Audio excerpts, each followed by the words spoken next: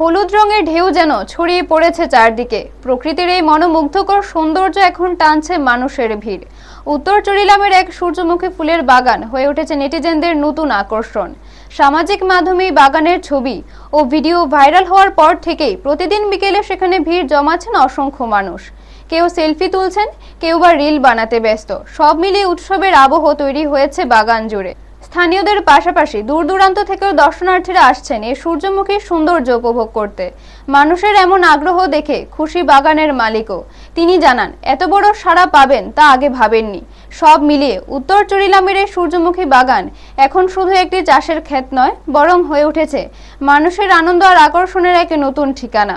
Bureau report, news তৎকাল 24। ফুল বাগান এটা তো দাদা দীর্ঘদিন ধরে তো কিছু ফিল করে রয়েছে জমিটা।